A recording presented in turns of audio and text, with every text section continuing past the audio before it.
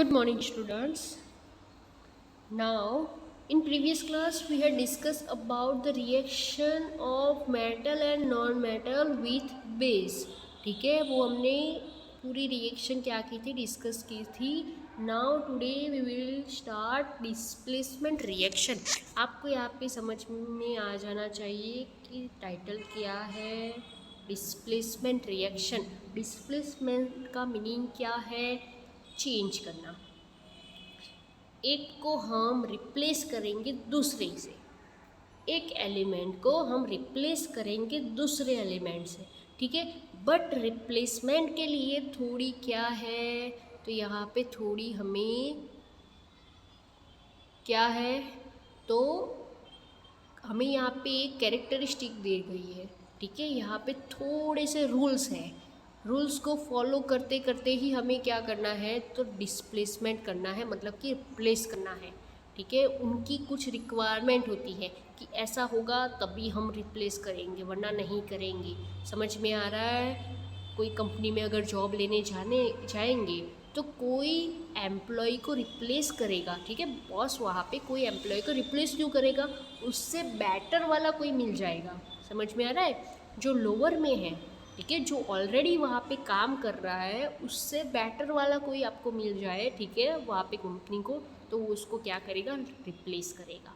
समझ में आ रहा है? हम भी करते हैं ना, कोई अच्छे मतलब कि हाँ, आप अच्छी क्वांटिटी वाले कोई रेस्टोरेंट में आप खाना खाने जाते हैं, तो फर्स्ट टाइम आप रेस्टोरेंट कोई मान लो कि कोई एक रेस्टोरेंट में आप खाना खाने गए, वहाँ पे बहुत अच्छा था. बट आप सेकंड टाइम कोई और रेस्टोरेंट में खाना खाने गए, आपको वहाँ का खाना अच्छा लगा, तो थर्ड टाइम आप किसको प्रीफर करेंगे? जो सेकंड टाइम गए थे उसको प्रीफर करेंगे. तो आपने फर्स्ट रेस्टोरेंट को सेकंड रेस्टोरेंट से क्या किया, रिप्लेस कर दिया आपकी चॉइस में. समझ में आ गया? तो रिकॉल द एक्टिविटी, चलो स्टार्ट करते हैं. Recall the activity of reaction between copper sulphate and iron that you perform in class 7. Let us observe some more reaction in this kind. चलो यहाँ पे हम थोड़ा डिस्कस करेंगे एक्टिविटी 4.8.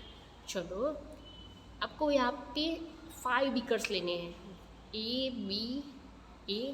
B C D ठीक है, 5 बीकर्स ले लिए आपने. Take about 50 ml of water in each beaker. हर एक बीकर में आपको 50 ml वाटर क्या करना है, तो ऐड करना है. डन. देन आफ्टर आपको हर एक बीकर में अलग अलग मेटल्स को क्या करना है, डिसॉल्व करना है. वो नीचे दिखाएंगे. Keep the beaker undistributed for sometimes. उस बीकर को हम बिना डिस्टर्बेंस के क्या करेंगे, रख देंगे. Record your observation in your notebook. ठीक है, आपको क्या करना है, जो भी ऑब्जर्वेशन मिल रहा है उसको आप रिकॉर्ड करके रखना है. चलो यहाँ पे देख लो, बीकर ए है.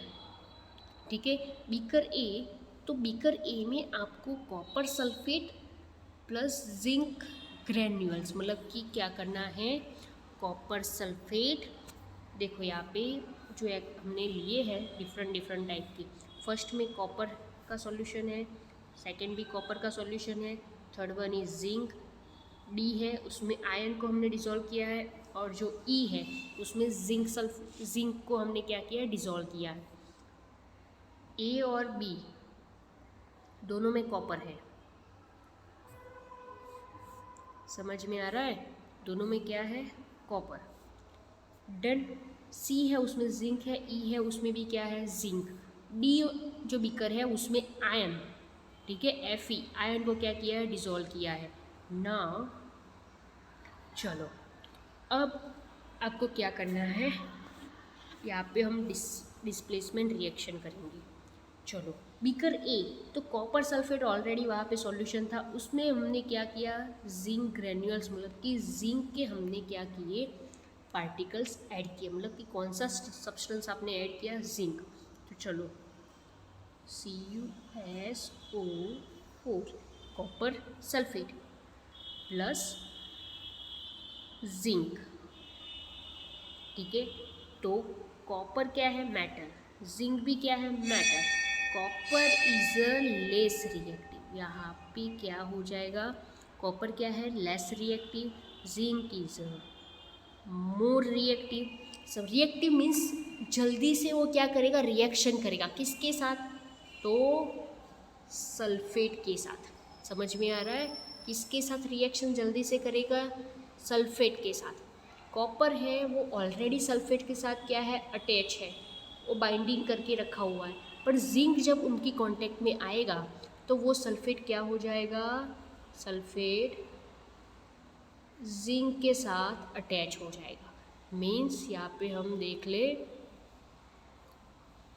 रिएक्शन अगर हमें देखनी है तो कैसा आंसर क्या आ जाएगा यहाँ पे, CuSO4 था तो ZnSO4 प्लस Cu, मतलब कि समझ में आया, कॉपर को रिप्लेस किया किसने, जिंक ने। क्यों रिप्लेस किया, because zinc is a more reactive than copper.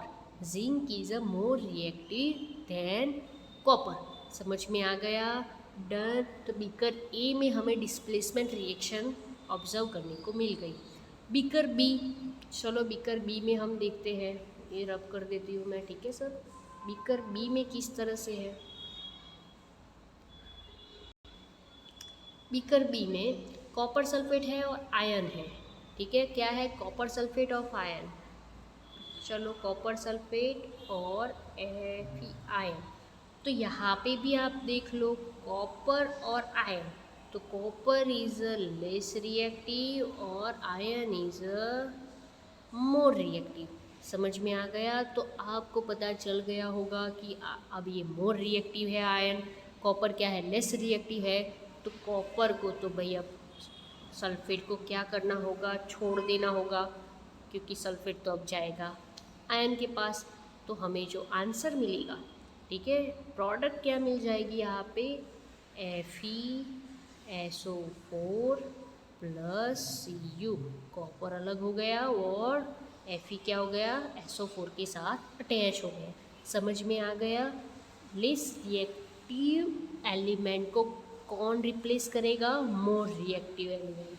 समझ में आ गया। नाउ चलो थर्ड वन हम डिस्कस करते हैं। समझ में आ गया, तो बीकर ए और बीकर बी दोनों में डिस्प्लेसमेंट रिएक्शन हमें दिखाई दी, यस। तो बीकर सी की बात करें अगर हम, तो वहाँ पे देख लो आप, जिंक है, क्या है, जिंक। जिंक और कॉपर, तो हमें पता है कॉपर जिंक दोनों में से मोर रिएक्टिव क्या कौन सा है, तो this one is more reactive, copper is a less reactive. तो अगर जिंक के सॉल्यूशन में मैं कॉपर ऐड करूँगी, जिंक के सॉल्यूशन में मैं कॉपर ऐड करूँगी तो ये रिएक्शन नहीं होगी, क्योंकि जिंक के सॉल्यूशन में मैं जो SO4 है, सल्फेट आयन है, देखो यहाँ पे हम रिएक्शन करते हैं, ठीक है, ZnSO4 प्लस C। देन अब SO4 है वो तो ऑलरेडी मोर रिएक्टिव एलिमेंट के साथ क्या है, अटैच है, तो वो तो थोड़ा लेस रिएक्टिव के साथ अटैच होके, ठीक है, रिप्लेस करेगा। यहाँ पे हमें जिंक से भी ज़्यादा रिएक्टिव वाला एलिमेंट चाहिए। समझ में आ रहा है, यहाँ कॉपर नहीं चाहिए हमें, जिंक से भी ज़्यादा रिएक्टिव हो वैसा एलिमेंट चाहिए, तभी ये रिएक्शन क्या होगी, पॉसिबल होगी। पर यहाँ पे तो क्या है बेटा, तो यहाँ पे तो जिंक से लेस रिएक्टिव क्या है, कॉपर, तो कॉपर जिंक सल्फेट के साथ रिएक्शन नहीं करेगा, ठीक है। तो यहाँ पे कोई चेंज नहीं होगा, done.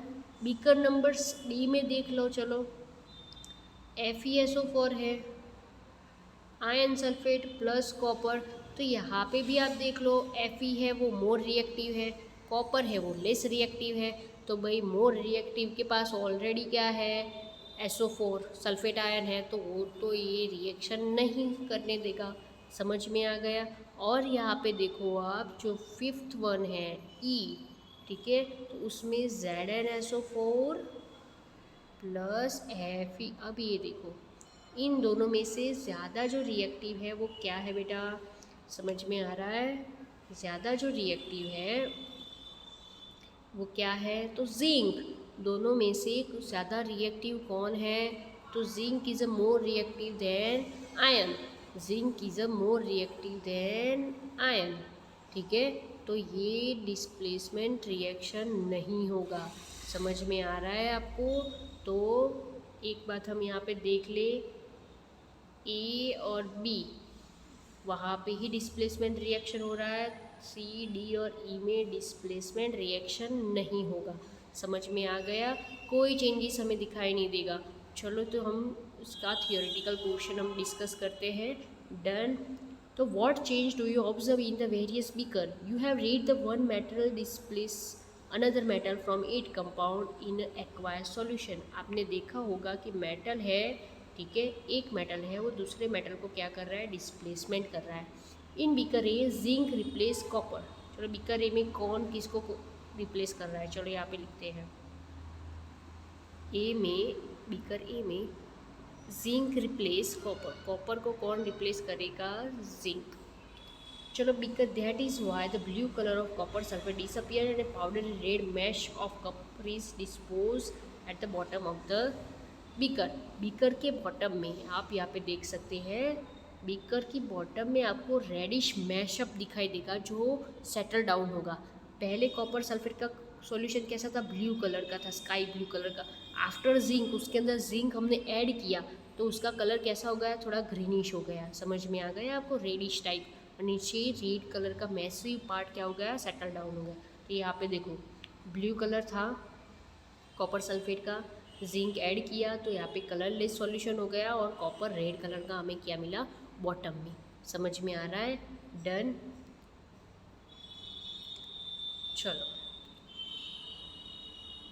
That could be displacement of zinc by copper in beaker C by iron in beaker E. Similarly, iron could be displaced by copper in beaker D. ठीक है, since we do not see any change in beaker C, we can infer that copper is not able to replace zinc from zinc sulfate. So हम इससे क्या identify करते हैं कि जो copper है वो जिंक को रिप्लेस नहीं करता। समझ में आएगा? When zinc can replace copper in beaker A, तो देखो यहाँ पे कॉपर और जिंक, ठीक है, तो जिंक है वो कॉपर की जगह ले सकता है, ठीक है, पर कॉपर है वो जिंक की जगह नहीं ले सकता क्योंकि वो लेस रिएक्टिव है। समझ में आ गया? क्योंकि वो क्या है? लेस रिएक्टिव है, ठीक है। Remember that the science is not arbitrary, ठीक है। साइंस कुछ भी मतलब कि ऐसे अजप्शन नहीं है, उसके पीछे कुछ ना कुछ तो रीज़न है ही। It follow definite rule based on fact and the rules here is that zinc is a more reactive than copper. Zinc is a more reactive than copper and iron. Iron और copper की comparison में zinc है वो ज़्यादा reactive है। A more reactive metal can be replace in a less reactive metal, but less reactive one can not replace a more reactive metal. मैंने पहले भी बता दिया, जो लेस रिएक्टिव है, ठीक है, मोर रिएक्टिव मेटल होगी वो लेस रिएक्टिव मेटल को क्या करेगी? रिप्लेस कर देगी। बट लेस रिएक्टिव जो मेटल है वो मोर रिएक्टिव मेटल को रिप्लेस नहीं कर पाएंगी। Now you can understand why there are no displacement reaction beaker D E also. Can you guess the sequence of metal from more reactive to less reactive among zinc, iron and copper, ठीक है। इसीलिए हमें पता चल गया होगा कि कौन से बीकर में डिस्प्लेसमेंट रिएक्शन नहीं हुई है, ठीक है। समझ में आ गया? ओके, नाउ चलो यहाँ पे हमने देखा था zinc and copper. Okay, zinc copper को डिस्प्लेसमेंट नहीं कर सकता। Zinc is a more reactive, copper is a less reactive, iron is a more reactive than copper. Done, सही है। ओके, ठीक है। सो हम यहाँ तक रखते हैं। Tomorrow we will discuss about use of metal and non metal, ठीक है। Uses of metal and non metal. Metal और नॉन मेटल कहाँ कहाँ पे यूज़ होते हैं वो हमें, ओह चैप्टर फिनिश हो गया। चलो तो आज ही डिस्कस कर लेते हैं। चलो done. Uses of metal and non-metal. You should be able to guess why metal are used in making a machinery. अब आपको समझ में आ गया होगा कि हम मशीनरी बनाने के लिए मेटल्स का यूज़ क्यों करते हैं। लाइक ऑटोमोबाइल्स है, एरोप्लेन है, ट्रेन्स है, सैटेलाइट्स है, इंडस्ट्रियल गैजेट्स है, cooking utensil, water body boilers, ये सारी जगह पे हम मेटल का यूज़ करते हैं। You are also familiar with the use of some non metals, कई जगह पे हम नॉन मेटल का भी यूज़ करते हैं। तो चलो डिस्कस करते हैं। Non metal is essential for our life which all living beings inhale during breathing. Non metal हमारी लाइफ के लिए क्या है, एसेंशियल है, बिकॉज ऑफ हम इनहेलिंग में ऑक्सीजन क्या करते हैं, गेन करते हैं, ठीक है, टेक लेते हैं, ठीक है। तो जीने के लिए हमें ऑक्सीजन क्या है, बहुत ज़रूरी है। Non metal use in fertiliser to enhance the growth of plant, ठीक है।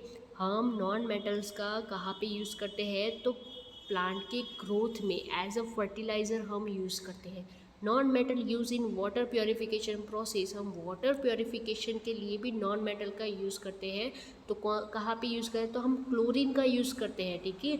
जो भी वाटर बॉडीज़ है जो मानसून में, ठीक है, बहुत ही गंदा हो जाता है, क्योंकि वो स्टोर होके वहाँ पे मतलब कि मॉस्किटोज़ की क्या होती है, तो ग्रोथ होना स्टार्ट हो जाता है। तो ये सब ना हो, इसकी वजह से हम क्या करते हैं, तो क्लोरीन की टैबलेट्स हम वाटर बॉडीज़ के अंदर ऐड कर देते हैं। तो उसकी वजह से वाटर के अंदर क्या जो अनवांटेड पार्टिकल्स है, जो ग्रोथ होते हैं, वो स्टॉप हो जाए। Non metal use in a purple colour solution which is apply on toward antiseptic. Antiseptic के लिए हम पर्पल कलर का सॉल्यूशन यूज़ करते हैं, ठीक है। नॉन मेटल यूज इन क्रैकर्स, क्रैकर्स में भी हम नॉन मेटल यूज़ करते हैं, जिससे वो ब्लास्ट होता है और साउंड क्रिएट करता है। You may add some more uses of metal and non metal for your experience. Metal की जो यूजेस है वो हमने आके देख लिए कि making machineries like automobiles, aeroplanes, train, सब की जगह पे हम मेटल्स यूज़ करते हैं। और नॉन मेटल के जो यूजेस है तो वो हमें यहाँ पे दिए हैं। डन, समझ में आ गया? ओके चलो, so we had completed our chapter here. Now tomorrow we will start workbook. Done.